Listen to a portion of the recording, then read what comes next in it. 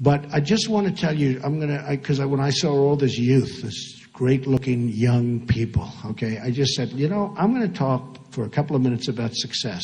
Should I do that? Should I do that? Or do you want to hear about this boring politics, right?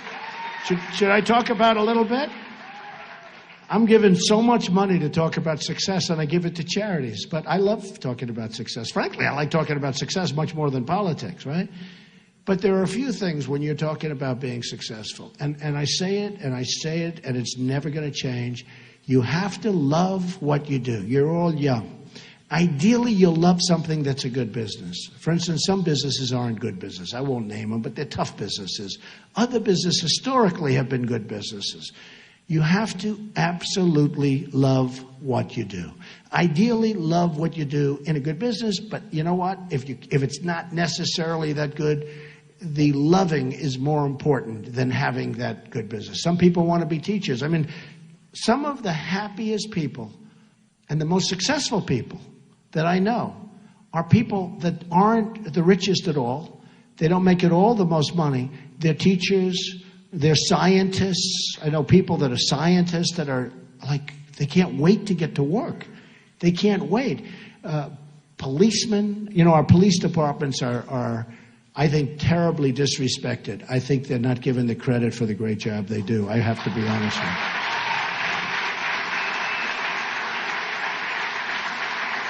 So true. And our vets and our people, our military. But I will tell you that the happy people are the people, number one, the people with great families, people that have great relationships with their wives or husband. Very, very important toward success. Because I don't consider success necessarily monetary. Because I know the most successful people in the world. And many of these people are really miserable people, okay? No matter what. And perhaps I'm in that category, okay? But I'm pretty happy. At least I'm very content, I can tell you. But some of the most successful people in the world, I know like many of them. I don't know all, I guess, but I seem to know all. And they cross my path a lot. And they're not necessarily happy people. They're very wealthy people, but they're, in many cases, extremely unhappy. Now, with all of that, I don't want to talk you out of things because we're talking about success. Most people think success is measured in the form of monetary success. It's not really. To me, a successful person who has a great family, who loves the family, loves the children, and the children love him or her, to me, that's a much more successful person than a person that's made $1 billion or $10 billion and is miserable and doesn't have a good family and nobody likes the person. And, I've seen them. I think I've seen every type of person there is that God created, if you want to know the truth. And the people are the happiest are not necessarily the people that are the wealthiest, okay? But in terms of monetary success, it does make life easier. You don't have to worry about food and housing and education and sickness. Your doctors, you go to the best doctors, and hopefully that solves the problems. But it does make life easier. And I tell so many stories about different types of people. For instance, you got to love what you do. You're going to never, ever quit or give up. Never quit. You're going to be so close. My father used to tell a story. He thought it was funny, but I actually thought it was more of a lesson. He viewed it as funny. And it was about a man who loved the cola business. He loved, soft drinks. That's what he loved. He just loved the business. Isn't it strange how people like different businesses? Look at all these geniuses, the heads of your college. And I think you like this better than politics, too. Don't we like this better? This politics, oh. So what happens is he loved the cola business. And he founded a company. It was called 3UP. And my father would tell this story. He'd laugh, but I'd listen and I'd say, I don't want to laugh. It's a lesson. And he found his company, 3UP. And he was very proud, but the company wasn't making it, didn't work, and he gave up, and it was just no good, and it went out of business. But he never wanted to quit. And he did another one. It was 4UP. And he did 5UP. And he did 6UP, and they would all fail. And he just kept failing, and finally he gave up. And my father would say, if he only came up, if he just worked a little bit harder, just one more, he would have had 7UP, and he would have been a tremendous success. And I laugh because I think of my father telling me that story. And we viewed it differently. And what I viewed it is not as comedy. I viewed it as never, ever give up. Just never give up. You can't. I view another word that you never hear when you're talking about success, and that's momentum. Some people, and you have to know about yourself. You have to know about momentum. Some people have a great momentum. It's even like me on the campaign trail. I took off 3 or 4 days, which is a lot because I've been going for months without any. A lot of people say, unlike Jeb, you have very high energy, right? It's true. But you take 3 or 4 days off, and that first day or two back, it's like, you got to get going. You got to get going. It's almost like don't take any time off. Vacation. If you want vacations, you're not really in the right business. I hardly ever take time off because I love what I'm doing, whether it's my business or whether it's now this. We're going to make America great again. And whether it's this, no matter what. But the word momentum is a very important word, and you have to understand it. And you have to understand how to think about momentum. And it's a word you never hear when you hear about success, but it's so important. And what happens is there was a man named William Levitt, and I had great respect for him. He was a great real estate person. And he was a young man, and he built Levittowns. Has anyone ever heard of Levittowns?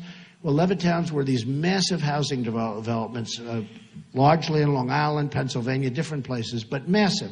He was really the first of the massive builders of homes.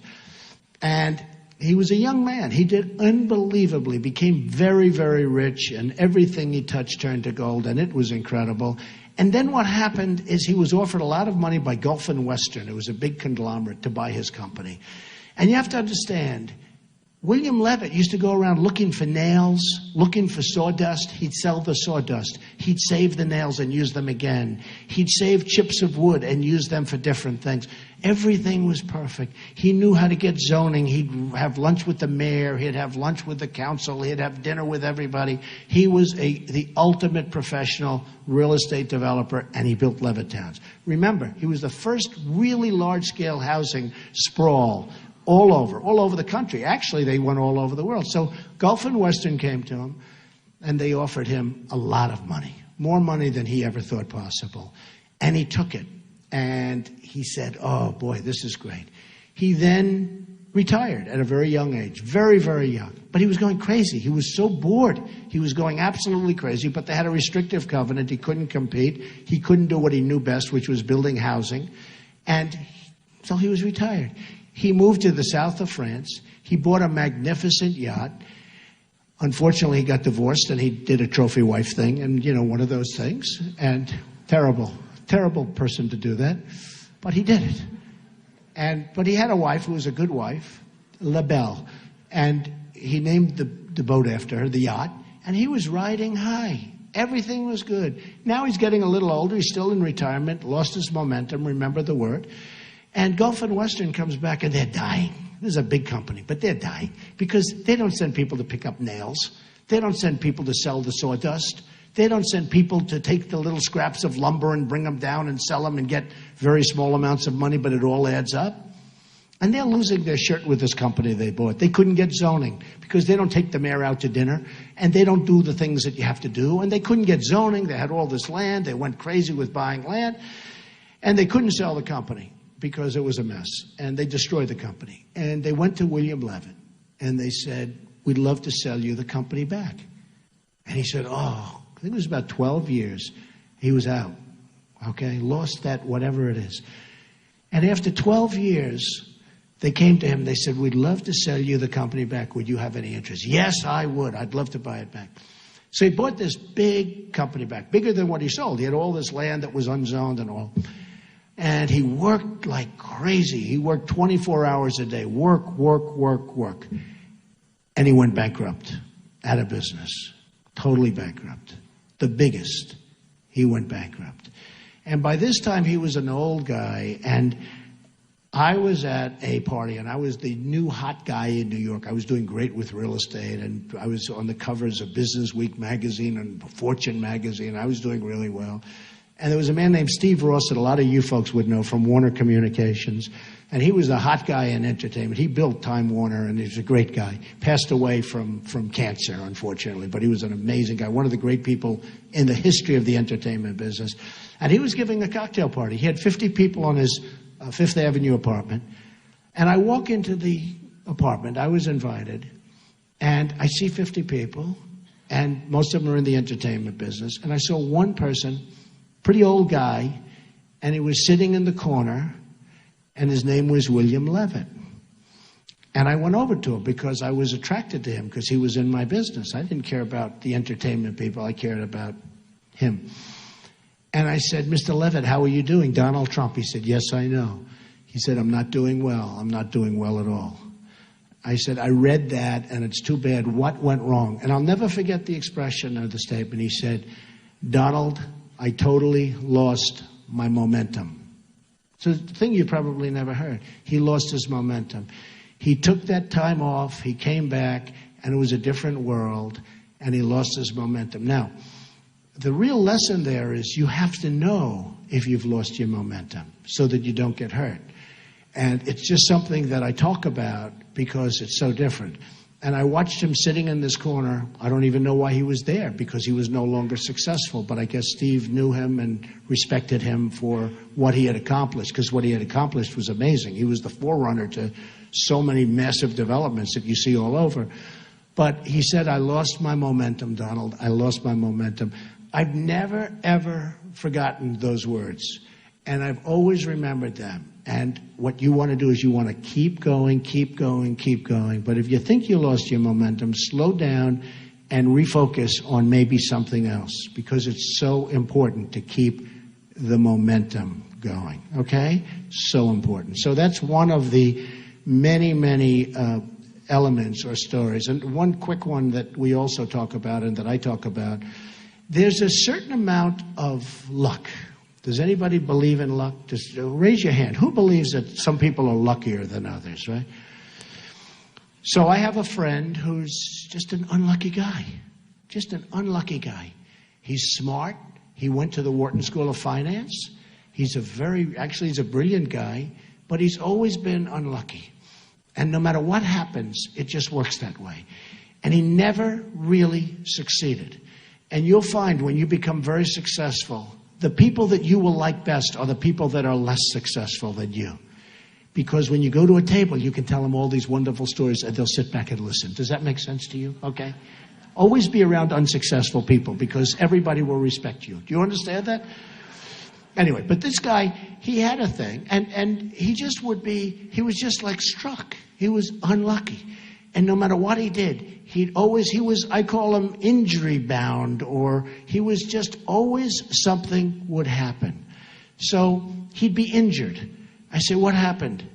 I broke my shoulder. How do you break your shoulder? Are you a football player? He goes, no, I slipped, I went down the stairs.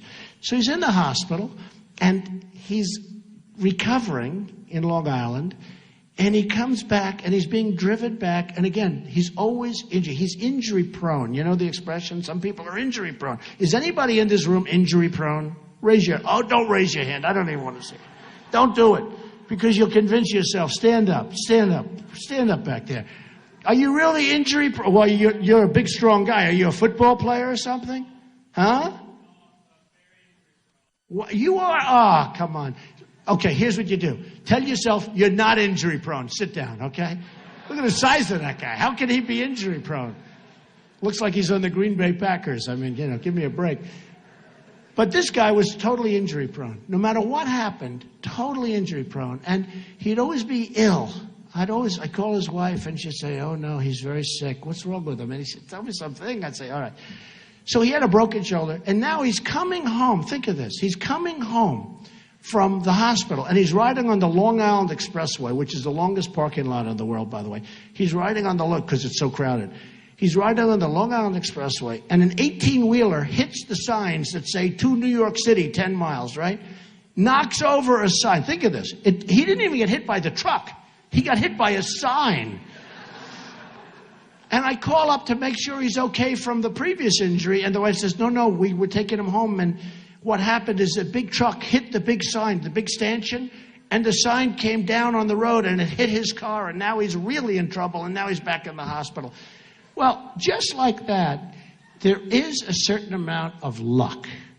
But the greatest story to me is Gary Player. Gary Player was a golfer, a great golfer, one of the great golfers of all time. And they used to say he's diminutive. He was small. He worked harder than any human being. He worked harder than any other golfer, but he was a small guy. But he hit it good, he hit it far, great golfer. Everybody's heard of Gary Player from South Africa. Still a great guy. He's always kept himself in shape. I saw him the other day. He's like 80 years old. He's phenomenal. He still looks like he did 20 years ago. But Gary Player worked hard. And he was the first time, maybe I've heard it again, but he was the one, the harder I work, the luckier I get. That was Gary Player. He worked so hard. And they'd say to him, he'd win the U.S. Open, and they say, where are you going tonight? I'm going to practice. I mean, he just won a tournament, and he's going to practice. And I have seen people that work really, really hard. They create to a certain extent, because I do believe there could be something with the whole luck thing. But there are people that work hard. Remember that expression, the harder I work, the luckier I get. The harder he worked, he got stronger, longer.